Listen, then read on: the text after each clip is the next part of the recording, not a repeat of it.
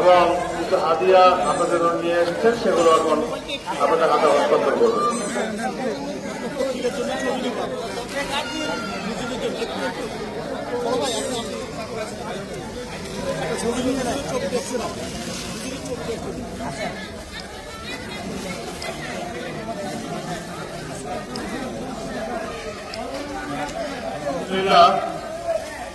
আমাদের গাজীপুর কোনাবাড়ি থেকে ওলামা শাখা আইম্মা